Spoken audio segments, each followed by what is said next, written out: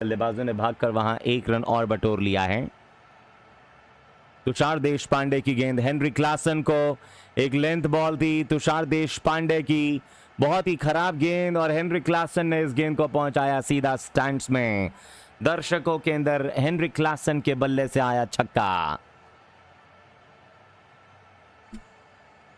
बहुत ही कमाल का शॉट क्लासन के बल्ले से तुषार देशपांडे की इस गेंद पे, और अब केवल 30 रनों की आवश्यकता। देशपांडे जैसे गेंदबाज टीम को वापसी कराएंगे इसकी संभावनाएं बड़ी कम होती हैं। बड़ी खराब गेंद थी इस बार तुषार देशपांडे की। इस बार इंतजार किया इस लेंथ बॉल का और गेंद को डीप एक्स्ट्रा कवर बाउंड्री के ऊपर से गेंद को पहुंचा दिया दर्शक दीर्घाओं में। 199 पे 3 विकेट से सनराइजर्स हैदराबाद। देशपांडे की दूसरी गेंद यॉर्कर थी मिडिल लेग स्टंप के ऊपर। इस यॉर्कर लेंथ की गेंद के ऊपर ऑन साइड में गेंद को पहुंचाया। गेंद चली गई है डीप मिड विकेट बाउंड्री के रीजन में। जब तक इस गेंद को डीप मिड विकेट बाउंड्री का फील्डर बाउंड्री के करीब से फील्ड कर पाते, इन दोनों बल्लेबाजों ने भागकर वहां 1 रन और बटोर लिया है। 199 पे 3 विकेट से सनराइजर्स हैदराबाद आज दोनों मुकाबलों में चेज हो गए हैं, ऐसा लग रहा है। आज का जो पहला मुकाबला खेला गया उसमें भी रन चेज हो गया था। बड़ा कमाल का प्रदर्शन उसमें देखने को मिला था पंजाब किंग्स की टीम का। पंजाब ने 265 रन चेज कर लिया आज के मुकाबले के अंदर। जीतने के लिए केवल 27 की जरूरत। 21 गेंदों के ऊपर दाएं हाथ के नीतीश कुमार रेड्डी को यह गेंद थी, ऑन साइड में गेंद को फ्लिक करने में कामयाब हो गए हैं। गेंद जो वो बल्ले के बिल्कुल बीचों बीच टकराने के बाद डीप मिड विकेट बाउंड्री के रीजन में गई। पहला रन भागेंगे, दूसरे का कॉल जब तक इस गेंद को मिड विकेट बाउंड्री का फील्डर बाउंड्री के करीब से फील्ड करके थ्रो कर पाते। इन दोनों बल्लेबाजों के पास मौका आसानी के साथ भागकर वहां 2 रन और बटोर लेने का। चौथी गेंद आती हुई नीतीश कुमार रेड्डी के लिए, ऑफ स्टंप के बाहर fuller length delivery, inside out shot, deep extra cover boundary के ऊपर से इस गेंद को उठाकर मारेंगे। जब तक इस गेंद को कवर के फील्डर गेंद को जाके फील्ड कर पाते, गेंद निकल गई है कवर बाउंड्री के ऊपर एक और छक्के के लिए। कमाल का शॉट था, आउटसाइड द ऑफ स्टंप पर डाली हुई गोल्डन की गेंद थी। इंतजार किया बल्लेबाज ने और नीतीश कुमार रेड्डी ने इस गेंद को पुल कर दिया डीप मिड विकेट बाउंड्री के रीजन में स्टैंड्स के अंदर एक और छक्के के लिए। सनराइजर्स हैदराबाद की टीम पहुंची इस मुकाबले में 209 रनों के ऊपर। 209 पे 3 विकेट्स हैं एसआरएच की टीम। 19 गेंदों के ऊपर 20 रनों की और आवश्यकता। 19 गेंदों के बाद 20 रन चाहिए सनराइजर्स हैदराबाद के लिए। डीप मिड विकेट बाउंड्री के रीजन में इस गेंद को पहुंचाया था बल्लेबाज ने। बहुत ही कमाल का शॉट यहां पे इस गेंद को पहुंचा दिया दर्शकों में 6 रनों के लिए। इन 6 रनों के साथ ही जीतने के लिए केवल 20 की जरूरत है। क्लासन ने ओवर की शुरुआत छक्के के साथ की थी। लेग स्टंप की लाइन पर डाली हुई गेंद थी, लो फुल टॉस क्लासन को। क्लासन ने इस गेंद को फाइन लेग बाउंड्री के रीजन में पहुंचाया, एक और चौका। सनराइजर्स हैदराबाद 213 रनों के पास पहुंचा इस मुकाबले के अंदर। क्या शॉट मारा वहां पे, ऑफ स्टंप के ऊपर डाली हुई गेंद थी तुषार देशपांडे की। कदमों का इस्तेमाल करने के बाद इनसाइड आउट शॉट, इस गेंद को डीप एक्स्ट्रा कवर बाउंड्री के रीजन में पहुंचा दिया है बाउंड्री लाइन की तरफ 4 रनों के लिए। आखिरी गेंद पर चौके के साथ तुषार देशपांडे ने हिसाब किताब पूरा बराबर करा दिया। लो फुल टॉस थी दाएं हाथ के क्लासन को। क्लासन ने इस गेंद को क्रीज के अंदर रह के डीप मिड विकेट बाउंड्री के रीजन में गेंद को फ्लिक कर दिया और गेंद सीधे बाउंड्री लाइन की तरफ 4 रनों के साथ ही सनराइजर्स हैदराबाद की टीम पहुंची इस मैच में 213 रन 3 विकेट के नुकसान के बाद इस मुकाबले के अंदर।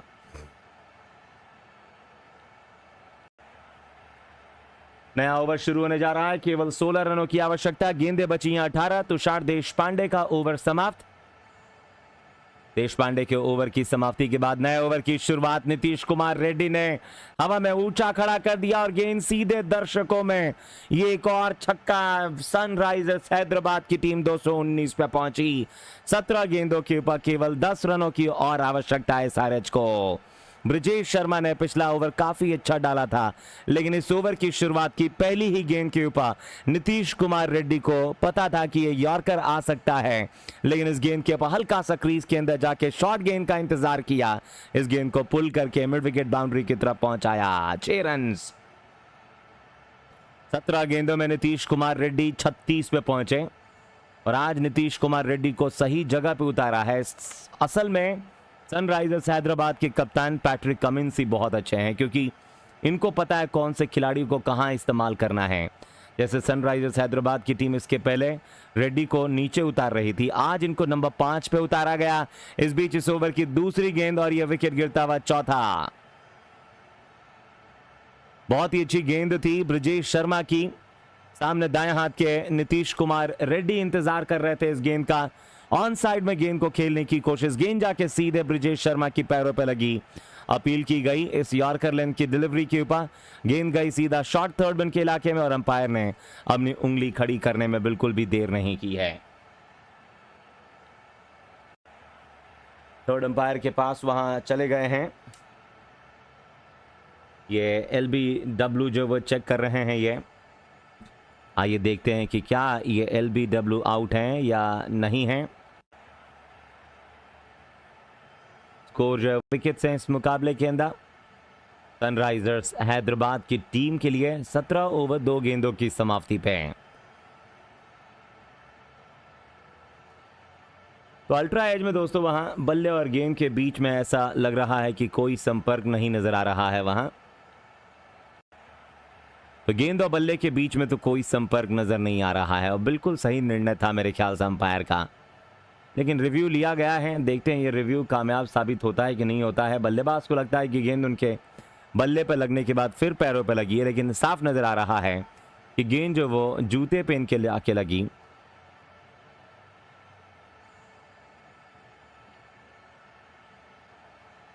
अंपायर जो वह इस समय देखने की कोशिश कर रहे हैं। स्कोर 219 रनों के ऊपर पहुंचा और 219 रनों के ऊपर इस समय 4 विकेट के नुकसान पे पिचिंग इन लाइन है, इम्पैक्ट भी इन लाइन है। और मैं आपको बताते चलूं कि गेंद जाके सीधा स्टंप्स को टकरा रही है, यानी कि ये LBW जो है वो आउट करार दिए जाएंगे।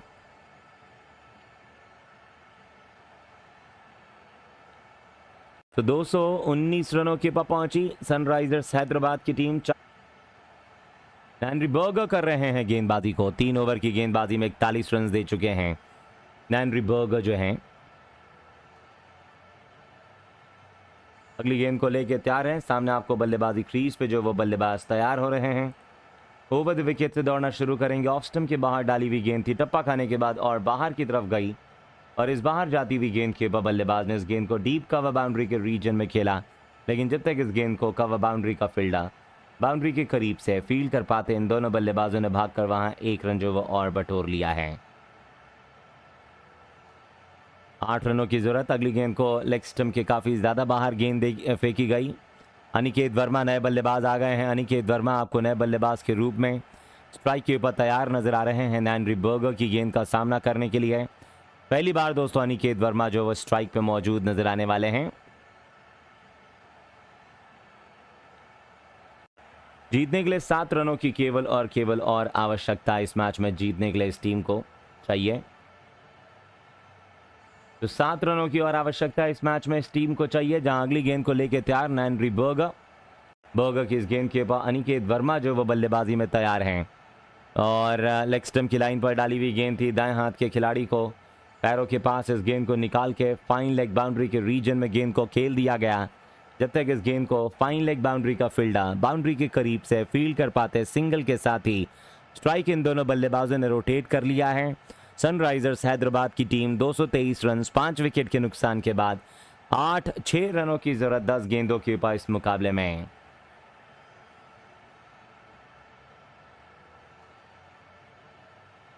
तो 10 गेंदों पे 6 रनों की आवश्यकता। इस ओवर की अगली गेंद शॉर्ट बॉल थी ऑफ स्टंप पर। गेंद को डीप थर्ड मैन बाउंड्री के रीजन में अपर कट कर देंगे सलील अरोड़ा। कमाल का शॉट और ये 6 रन।